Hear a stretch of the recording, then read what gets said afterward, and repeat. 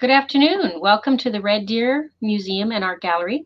I'm Lynn LaCour, the Education Coordinator, and with us we have a special guest, Stacey Barker from the Canadian War Museum. I will introduce her shortly, but first of all, I would just want to begin our virtual talk this afternoon with some land acknowledgements.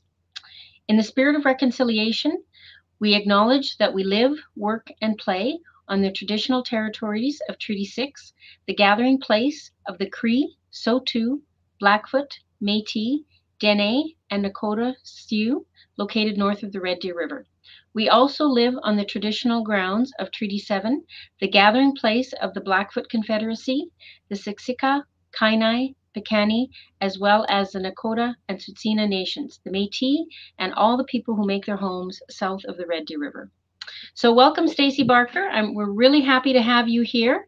This is the last day of our traveling exhibition, World War Women, that is from the Canadian War Museum, and we've had some really good reception. We've had some tours in person, and so we're really happy to close today's exhibition with a special guest historian. Before I turn it over to Stacey, I just want to talk about some of the upcoming exhibits that are happening at the museum. Next month, after this exhibit comes down, we have Yahatinda, the Ranch, a photography exhibition by a local artist, photography Arto Jajarian from Lacombe. He has spent 6 years photographing Canada's only ranch that specifically trains horses for the national parks. So it'll be a wonderful exhibition. And alongside of that, we have 5 local plein air painters that are going to be painting the West Country, the Eastern Slopes, how the Eastern Slopes have inspired them despite the coal mining controversy. So I think it'll be a lovely exhibition. The opening reception for that is Sunday, December 12th at 2 o'clock. So hopefully we can see some of the local people out there, and it'll be on until the middle of March. We do have a next virtual talk in January as part of our Art Speaks Learning series. We have local experts, artists, and collectors that come and do some wonderful presentations. And we have a local art historian, Megan Bilsma, and she is going to be doing a virtual talk on Wednesday, January 26th at 6:30, and she's going to be talking on the topic is called My 5-Year-Old Draws Like That, the invisible British influence in landscape art we all know and experience. So she's going to be talking about the history of looking at landscape art, which will be nice to have an art historian's perspective on how to look at art. We all have seen landscapes, but it's just an understanding of how do we know what a good landscape painting is or a good photo when we see one. So that'll be a wonderful complement to the photography and painting show that's going on. And right now we have sponsorship from ATB, and so all our Art Speaks talks are for free. So now I want to open it up to Stacey Barker. So Stacey is a historian for the Arts and Military History at the Canadian War Museum in Ottawa. She's received her doctorate in history from the University of Ottawa in 2008 and has worked in public history for over a decade. She has contributed to many exhibitions at both the Canadian War Museum and the Canadian Museum of History. Her most recent publication is a co-authored book titled Material Traces of War, Stories of Canadian Women and Conflict from 1914 to 1945. So we are very lucky to have Stacey here to flesh out the topic of our panel exhibit in the museum, World War Women. She's going to be talking about Canadian servicewomen and particularly the Canadian war artist, Molly Lamb Bobak. So I'm going to turn it over to Stacey. And after, we are going to have a Q&A. So when Stacey is done with her presentation, feel free to type in your questions into the comment section and I will read them out later and we will have a wonderful discussion with Stacey at the end. So welcome, Stacey. Oh, thank you. It's great to be here today. I'm just going to share my screen because I have PowerPoint to show you. Now, everyone see that? So, I want to begin tonight in 1942 in Vancouver, British Columbia, where a young woman by the name of Molly Lamb, having recently graduated from art school, was now thinking about what to do next. And remember, this is 1942. The Second World War is in full swing. If you picked up a copy of the Vancouver Sun, like this one, from November 7th, 1942, you'd see headlines such as 20,000 Huns taken, Italians blasted at Genoa. And at the very bottom, you'd see down there a victory bond ad, and it says, "Nothing matters now but victory." So it's 1942, and the war is everywhere. It's infiltrated virtually every aspect of Canadian life. Canadians were told that winning the war was paramount. Nothing mattered now but victory. So what does that mean for our young woman in Vancouver? Maybe at loose ends, maybe with a taste for adventure and a desire to do her part for the war effort. Well, this recruiting ad for the CWACS, Canadian Women's Army Corps, also appeared in that same edition of the Vancouver Sun. Women who wanted to enlist could do so, not just in Chilliwack, but also Vancouver, Victoria, Prince Rupert. And Molly Lamb would likely have seen ads like this in the newspapers, or she would have seen propaganda ads around town, posters, because ever since 1941, military service was an option open to women. The CWACS, the Royal Canadian Air Force Women's Division, and the Women's Royal Canadian Naval Service were all recruiting. So we know from her memoirs that Lamb enlisted in Vancouver. She went to the old Hotel Vancouver, as it says here in the ad. And we also know that she had immediate second thoughts, even going so far as to call her mother, who promised she would write to Mackenzie King and try to get her out of it. But she didn't have to do that, because within a few days, Lamb had pushed those doubts aside, and she was more than ready to embark on her new career as a CWAC.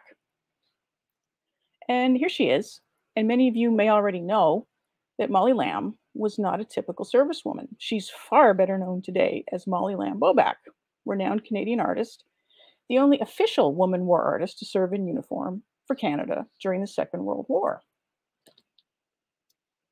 But while Lamb herself was not a typical CWAC, her war art reveals the lives of those who were.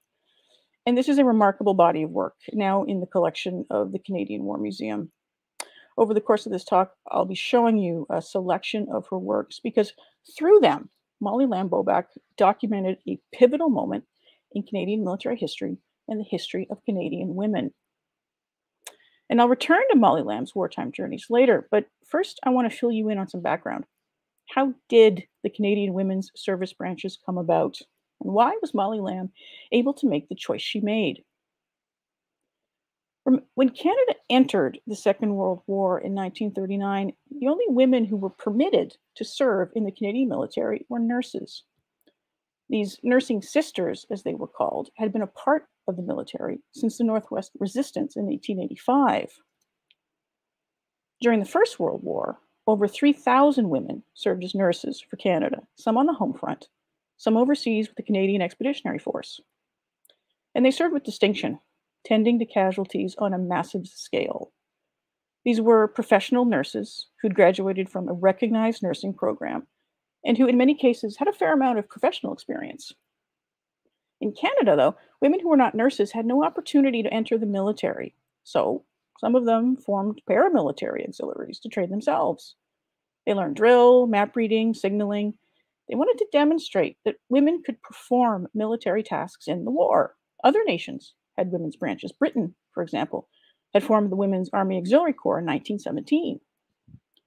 But Canadian authorities were not as willing to allow women to serve. When war again threatened in the late 1930s, women's auxiliary groups again began to organize themselves.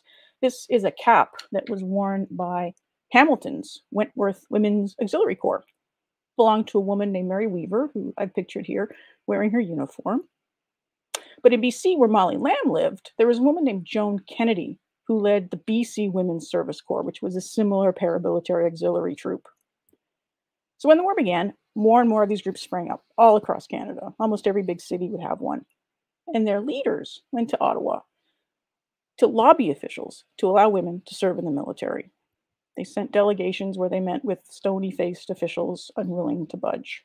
But then, in 1941, those same officials reversed course. What happened? Several different factors. First, the persistent lobbying of women's auxiliary leaders, such as Joan Kennedy, was key.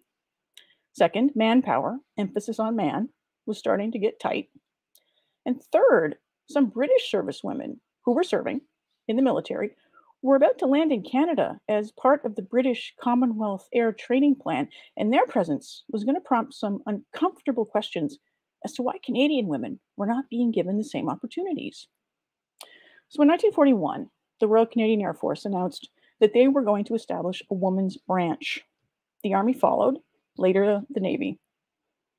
Women were no longer on the outside looking in, and they can now serve Canada in a military uniform other than that of a nurse, which is not to say, of course, nurses were not still a critical part of Canada's war effort. They absolutely were. And it was a high-ranking nurse, pictured here, Lieutenant Colonel Elizabeth Smaley, who was entrusted with helping Canadian Women's Army Corps get off the ground. Once that was established, she handed the reins over to Joan Kennedy, who became a lieutenant colonel herself, leading the new CWACs. Let's get back to Molly Lamb, though, who has enlisted in the Army. Like other recruits in the Canadian Women's Army Corps, she was sent off for basic training. In Lamb's case, this meant being sent to Vermilion, Alberta. This would have been in December, and as Molly Lamb later wrote, it was the first time I had ever been to Alberta and had never felt a real winter cold before. Remember, she was from Vancouver. Members of the CWAC, like Molly Lamb, underwent 4 weeks of basic training, and here the women learned military fundamentals, to drill, march, ins and outs of military life. And a few of Lamb's eventual war works, or paintings, reflect this early period in her Army career. Here, for example, she depicts women standing at ease, looking maybe a little ill at ease, as they try to adapt to a life that was foreign to them until now. And here, they don gas masks for gas drill.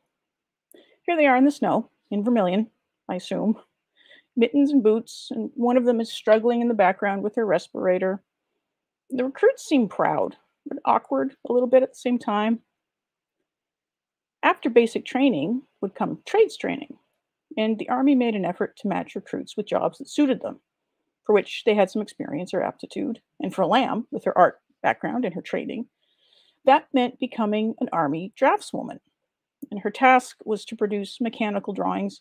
Later, she was assigned to draw meat cutting charts. Somewhat better was her assignment to create scenery and backdrops for the Army Show, which was the Army's in-house entertainment unit. But what did other women do? What roles did they fill in the Army? Well, some women who joined the services might have imagined something more glamorous than the reality. Because remember, women were non-combatants. Women in uniform was one thing. Women bearing arms was quite another.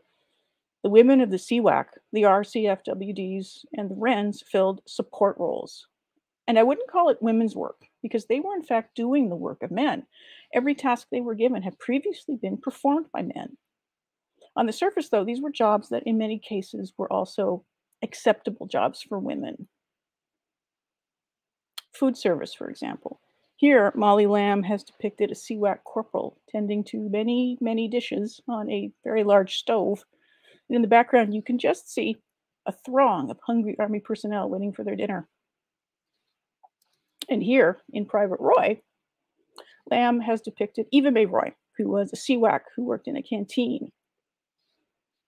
Another not so glamorous job was laundry. Very important. It's important to remember that as prosaic as these jobs were, they were absolutely vital. They needed to be done, and they supported a vast military effort that was needed to win the war. As the war went on, more roles opened up for women, and this too was reflected in Molly Lamb's work. For example, members of the CWAC, you can see them here, worked as drivers, performed vehicle maintenance. Some were assigned to the Signal Corps. As the war went on, as the need for more and more personnel grew, so too did the opportunities for women. Now, Molly Lamb was sent to Toronto to do her Army drafting course. This is actually Ottawa, but we'll get to that in a second.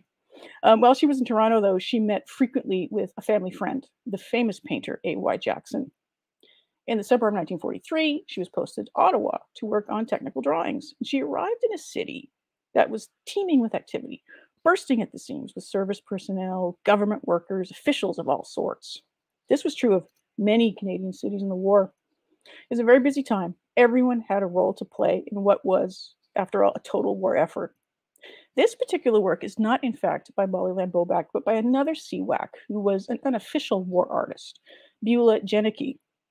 And this shows a very busy Ottawa restaurant at the height of the war, and it gives you an idea of just how packed the city was. And Ottawa, as Lamb later recalled, was humid and sweltering. She was there in the summer, which summers in Ottawa can definitely be. The CWAC uniforms, she said, wouldn't stay pressed in the heat. The army fed them things like stew, but she used her time in Ottawa well. She had one key ambition: to become an official war artist. Now, through her father, Harold Mortimer Lamb, who was an art critic, an artist himself, a patron of the arts, she knew people like the aforementioned A.Y. Jackson and Fred Varley, both of whom had been official war artists during the First World War. In Ottawa, she also visited with people like H.O. McCurry, who was head of the National Gallery of Canada. He was instrumental in getting the Second World War official art program established, which happened in early 1943. So Molly Lamb is in the army. She's drafting, but she's also painting and sketching and networking. And in 1944, she enters the Army art competition. She places second. This contest was pivotal because it helped build Molly Lamb's name and reputation as an artist, helped bring her ultimate dream to fruition. She soon became the only woman service artist that Canada would appoint, joining 31 other official artists, all men. Now, being appointed a war artist meant a promotion to lieutenant, an officer's rank, and that meant officer's training. Lamb made her way to Sainte-Anne-de-Bellevue, Quebec, which is just outside Montreal, to undergo 8 weeks of officer's training. And this work is one of my favorites. It's a lovely work of the train station outside Sainte-Anne-de-Bellevue, teeming with CWACs and others waiting for the train. In the late spring of 1945, Molly Lamb finally was sent overseas to paint. In London, she was assigned to share studio space with another official war artist, the winner of that army art competition in which she placed second, one Bruno Bobak. Now, by the time Molly Lamb arrived in England, CWACs had been stationed there for a few years. They fulfilled a range of roles in Britain, and Lamb set out to capture that in her art. This work here on the left, Canadian Women's Army Corps coming to work at Fairfax House, shows some of them doing just that. Fairfax House was where the war artists had their headquarters, so Molly Lamb would have known this building quite well. Another scene on the right, the CWACs are busy at the Canadian Military Headquarters garage on Dilke Street in London. Dilke Street was right near the Royal Hospital, which some of you may know is where the Chelsea pensioners live. These are Army veterans, and they wear these red uniform coats. Lamb included one of these iconic individuals in her painting, talking to the CWACs who are working at the garage. But Lamb didn't just depict her fellow CWACs at work. She also documented other aspects of their lives while they were overseas. For example, this watercolor on top, on the left, shows them playing baseball, popular recreational pastime for Canadian military personnel. Or this pencil sketch, just CWACs sitting quietly on a break, chatting and having tea. The one on the bottom shows an everyday slice of life in wartime London. Here she depicts a cast of various characters waiting for a bus, service personnel from different countries, alongside civilians and children. Now, Molly Lamb's time overseas also included several weeks in Europe. Remember, the war's over by now. She wasn't sent over until the fighting was done, until after VE Day. But she witnessed firsthand the aftermath of years of war. And you can see from the work on the left, ruins in the town of Emmerich in Germany. And there were other CWACs posted in Northwest Europe. And you can see some of them here in this lovely work, CWACs on leave in Amsterdam. So later in 1945, Lamb returned home to Canada. She completed her war art assignment And she also married Bruno Bobak, with whom she had shared a studio in London. Like other women in the military, she was discharged as the CWACs, along with the RCAF WDs, and the Wrens were disbanded. This is the Bobak's wedding photo. You'll note they're still in their uniforms. Molly's in the middle, Bruno's on the right, and on the left, Bruno's best man, fellow war artist Abba Baevsky, who was in the Air Force. Now, Molly Lamb Bobak went on to have a wonderful career as an artist, and her work can be found in many collections, including the National Gallery of Canada. And she passed away in 2014. And as I mentioned, once the war was over, so too were the women's service branches. They'd been created for the duration of the war only, but for many women, the opportunity to serve had been very productive. They were trained in vocations, they traveled, they made lifelong friendships, and some, like Molly Lamb, met their future spouses. They were eligible for veterans benefits, and many used those to help build their civilian lives. And they carried with them a lifelong pride at having helped win a war. They set an important precedent. When the Cold War developed, the military once again began enlisting women on a limited basis then, but one that would grow over the decades to come. And thanks to the war art of Molly Lamb Bobak, the contributions of Canada's Second World War servicewomen have been captured for posterity. Thank you. I'll stop sharing my screen. Thank you, Stacey. That was very informative, and I always enjoy looking at artwork, of course, pictures of artwork. Some interesting comments that you made there. I knew that Molly Lamb had married Bruno Bobak, who was also a war artist, but I hadn't realized that she actually met him in the war because she shared a studio space with him. So very interesting piece of information.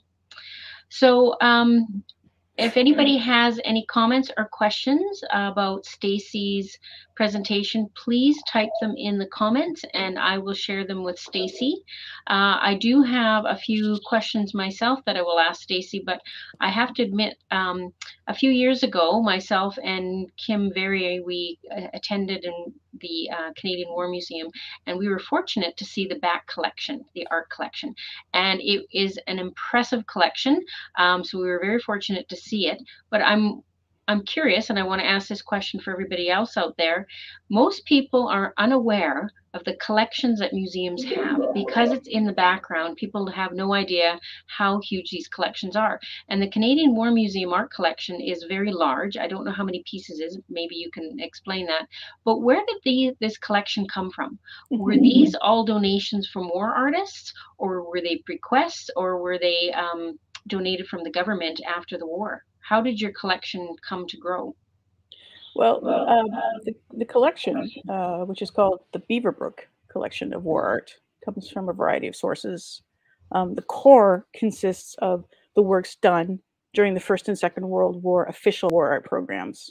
The first program was established in 1916, and there was about 100 artists, both civilian and military. They produced about 1,000 works, and during the Second World War, there was another group of artists, 32 in the military and some civilians who were commissioned as well. They completed about 5,000 works. So that's the core of the collections. That's about 6,000 works right there. All that war art was transferred to the National Gallery. And in 1971, it got transferred to the care of the War Museum. Now, the entire Beaverbrook collection, I think it runs to about 14,000 works right now. So it's one of the best collections of war art in the world. There was another official war art program that ran from 1968 to 1995. We have those works as well. The current war art program is a little different. It's called the Canadian Forces Artist Program. Civilians apply to take part. Those selected deploy with the military for a short stint, and they make art based on that deployment. But unlike the other official programs where all the art belonged to the Crown and eventually came to national collections, this art remains with the artists and they can do what they want with it. We do have some of their pieces in the collection, but where it ends up depends on the individual artists. And as well, people do donate to the museum. So over the years, we've built up just a fantastic collection. So you started with a collection of 14,000 and it's still growing? That's what we have now. That's pretty impressive. Yeah, it's well, you've been there, you've seen it. It's fantastic. It is pretty impressive. I had no idea it was that many.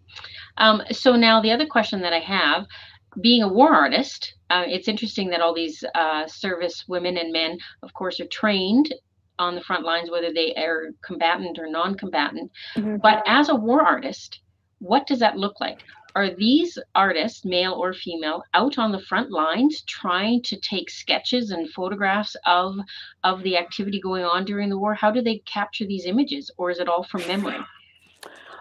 Well, a lot of these war artists, the men, I mean, we have to make sure that we differentiate.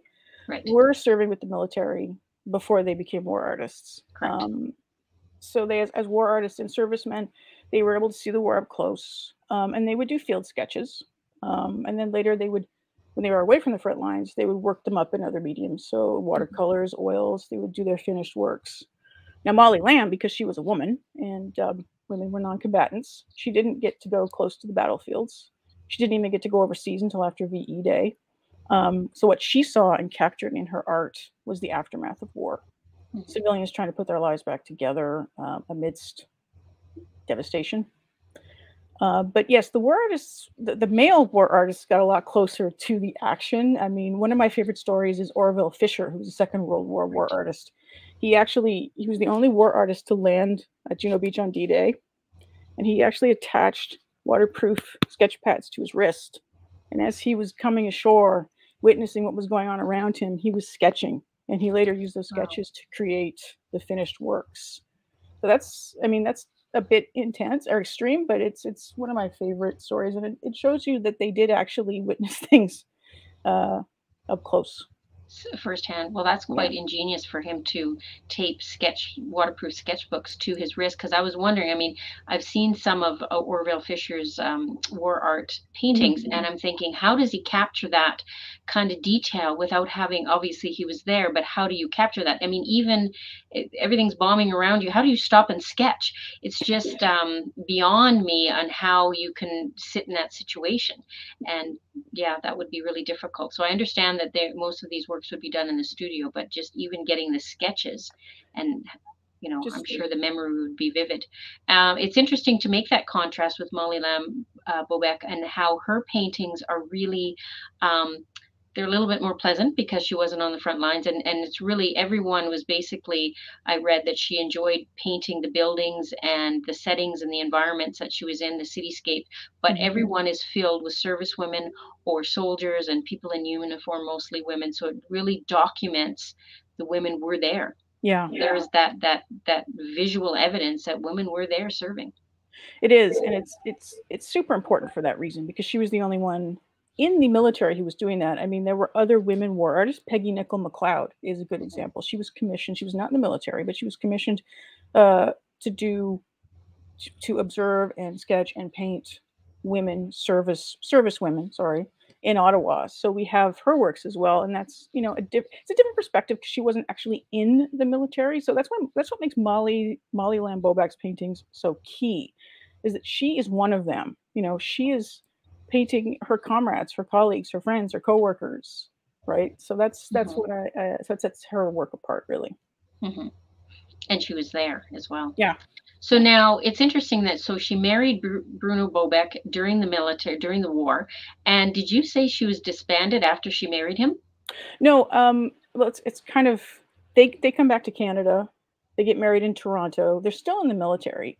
Right. But it's right before they both get discharged. Right. Because the war is over, and and yes, the women's service branches that were created during the First World War were all disbanded by 1946. Okay. Because it was, yeah, sorry. I was going to say that leads me to the other question. Could married women join the military? They could. They were discouraged from having minor dependents, so that would be a strike against you. But being married wasn't, an automatic bar. Okay.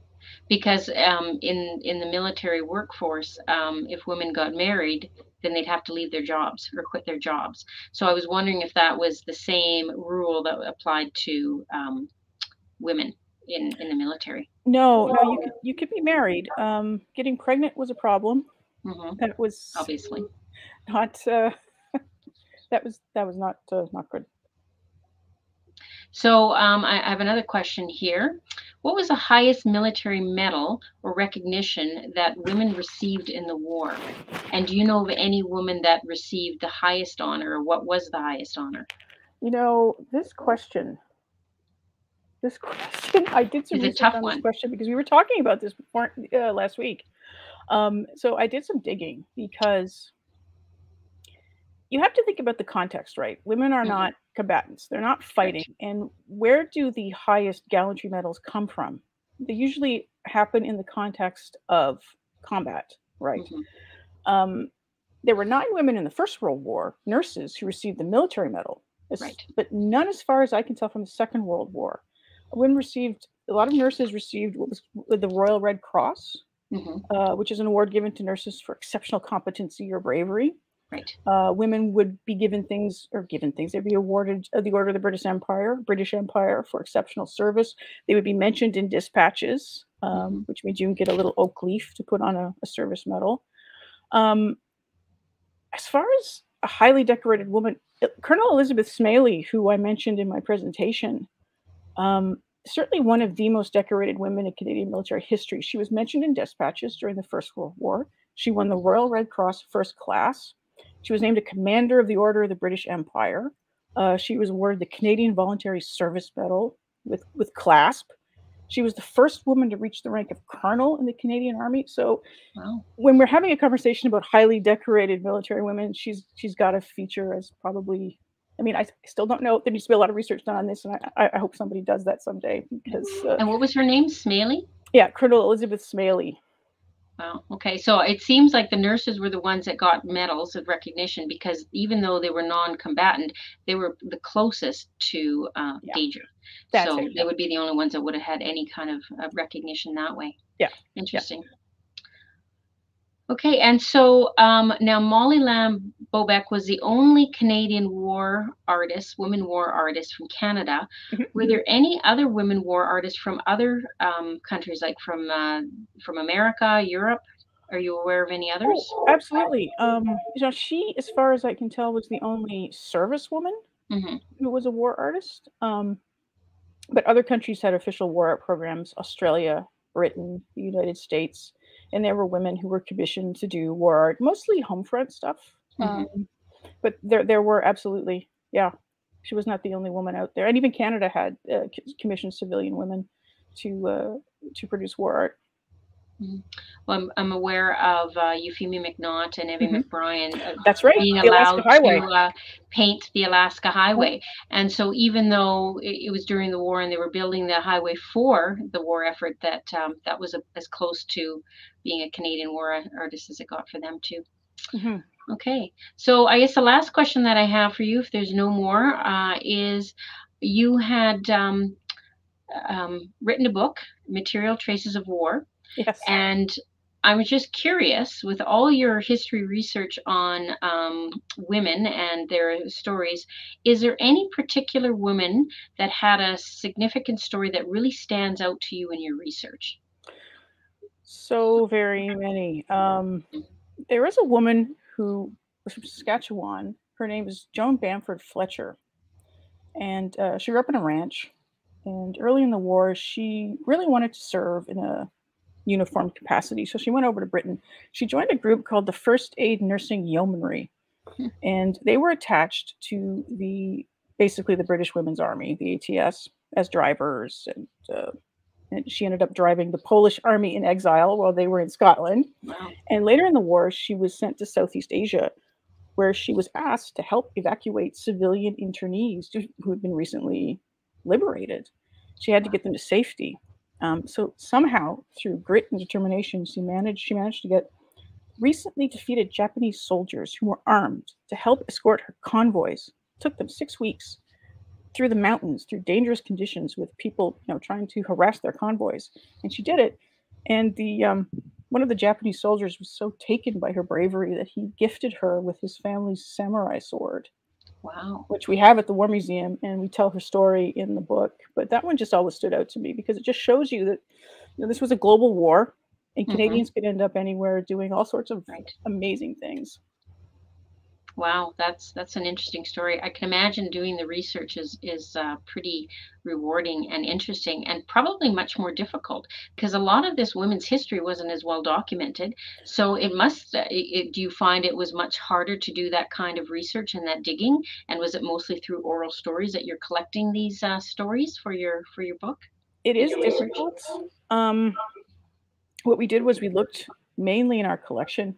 We went through the catalog and we dug out all sorts of stories, and we featured a lot of them in the original World War Women, which was at the Canadian War Museum a few years back, which the traveling show is based Hmm. on. And we just dug up so many great things. And sometimes they're hidden. Sometimes they're not as obvious. Sometimes they're connected to artifacts and objects that don't have an obvious woman story attached. But then you dig into their history, and oh, yes, there's a wonderful story here. There's a woman, and you have to do more research and figure out who she was. And women change their names, they get married, and it's yeah, it can be frustrating, but it's very rewarding. Hmm. Yes, I can understand that, and Kim has commented about that too. With doing women's stories research is tougher because their name does change, and we Yeah, forget that. yeah. Okay, excellent. Well, I'm sure you have a very rewarding career doing all sorts of research and talks, and we really appreciate the time and effort that you spent on coming out to virtually to talk to us and to add all this wonderful many layers of Molly Lamb Bobak and the war artist to our exhibition. And I see that there's no more comments, but do you have anything else that you want to add before we sign off? Just women's military history is extremely interesting, and go read up on it. You'd be surprised. I've learned a lot in my short time here at the museum as well. Well, thank you, Stacey Barker, once again, and thank you for the people that have joined us online. This will stay up on our YouTube station for quite some time, so you're welcome to come back and tell and share it with other friends and family. And thank you very much for coming out today. No, Thank you, that was great. Stacey. Have a Thank you. good day. You too. Okay.